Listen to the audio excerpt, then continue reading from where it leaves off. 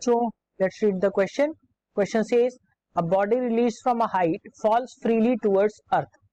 Another body is released from the same point exactly 1 second later. The separation between them 2 seconds after the release of the second body is. Four options given. We just have to find out the separation. बच्चों यहाँ पे बात करेंगे हम सबसे पहले solution की, और सॉल्यूशन में देखेंगे की कॉन्सेप्ट को। सो बच्चों की कॉन्सेप्ट में हम सबसे पहले हमें एक चीज ध्यान रखनी है। अगर हम इक्वेशन ऑफ मोशन की बात करें तो सेकेंड इक्वेशन ऑफ मोशन क्या होती है, s is equal to u t plus half a t square.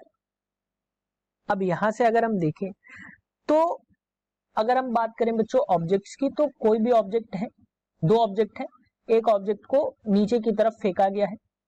अब नीचे की तरफ जब हम बच्चों फेंक रहे होंगे तो इनिशियल वेलोसिटी u जो होगी, अब क्योंकि हम उसको रेस्ट से फेंक रहे हैं तो u की वैल्यू जो होगी बच्चों क्या होगी, 0। जब रेस्ट पे होता है तो किसी की भी वेलोसिटी जो होती है वो क्या हो जाती है बच्चों, 0। इनिशियल वेलोसिटी 0 से हमने फेंका। अब इस पे एक एक्सीलरेशन जो होगा जो g के बराबर लगेगा, यानी कि ग्रेविटेशनल एक्सीलरेशन लगेगा, जिसकी वजह से ये क्या होगी बच्चों, मोशन में आ जाएगी और मोशन लगातार उसका इंक्रीज होता चला जाएगा। अब ये कुछ डाउनवर्ड्स गिर रही बच्चों, मान लिया कि कुछ 1 सेकेंड बाद ये यहां कहीं पे आ गई।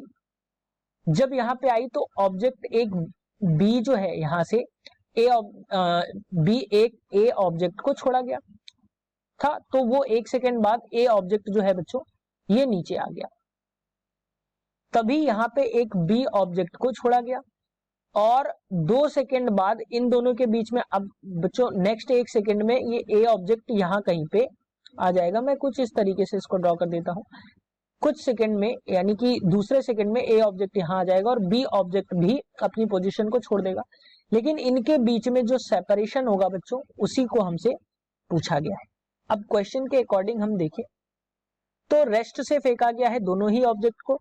सो अगर हम फर्स्ट बॉडी के लिए देखें तो फर्स्ट बॉडी के लिए जो टाइम होगा बच्चों वो कितना हो जाएगा, क्योंकि ए ऑब्जेक्ट को जब फेंका गया उसके 1 सेकेंड बाद बी ऑब्जेक्ट को फेंका गया और 2 सेकेंड बाद पूछा गया है, तो टाइम इज इक्वल टू इसके लिए कितना हो जाएगा बच्चों, 3 सेकेंड के बराबर। और t1 की वैल्यू भी देखें, और इसलिए s1 जो डिस्टेंस चलेगा वो कितना चलेगा बच्चों, ut की वैल्यू क्या हो जाएगी, 0। इनिशियल वेलोसिटी 0 है और प्लस हाफ gt स्क्वायर के बराबर हमें यहाँ पे मिलेगा। सो बच्चों अब यहां से अगर हम बात करें तो s1 कितना मिल जाएगा हमें, s1 की बात अगर हम करें तो ये हो जाएगा 1/2। It should be write down clearly. So यहाँ पे मैं लिख देता हूं 1/2 इंटू जी इंटू टी की वैल्यू कितनी है बच्चों, 3 का स्क्वायर, सो 9।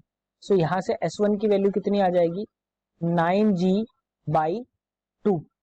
अब अगर हम नेक्स्ट स्लाइड में बी ऑब्जेक्ट के लिए देख लेते हैं तो वो कितना हो जाएगा, s2, और s2 कितना हो जाएगा बच्चों, अगेन ut की वैल्यू 0 हो जाएगी plus half G T square. अब बच्चों ये जो सेकेंड ऑब्जेक्ट है उसको टाइम कितना हुआ है बच्चों, 2 सेकेंड के बराबर। तो यहां से अगर मैं देखूं तो ये आ जाएगा 4g/2। अब इनके बीच के अगर हम डिस्प्लेसमेंट की बात करें, इन दोनों के बीच के सेपरेशन की बात करेंगे तो वो हो जाएगा बच्चों s1 माइनस s2। सो s1 की वैल्यू कितनी थी बच्चों, 9g/2 माइनस s2 की वैल्यू कितनी आई, 4g/2। अब यहां से हम इसको सॉल्व करेंगे तो ये आ जाएगी बच्चों 5/2 इंटू जी के बराबर। और जो सेपरेशन, ये हमसे यही सेपरेशन पूछा जा रहा है, तो अब अगर हम g की वैल्यू है वो कितनी होती है बच्चों, g इज इक्वल टू होता है 9.8 मीटर पर सेकेंड स्क्वायर। पुट करेंगे तो यहां से हमें 5/2 इंटू 9.8 जब हम रखेंगे तो ये हमें जो वैल्यूज मिलेंगी वो कुछ इस तरीके से मिल जाएंगे बच्चों। 2 से इसको काट देंगे तो ये आ जाएगा 2 4 जा 8, 2 9 जा 18।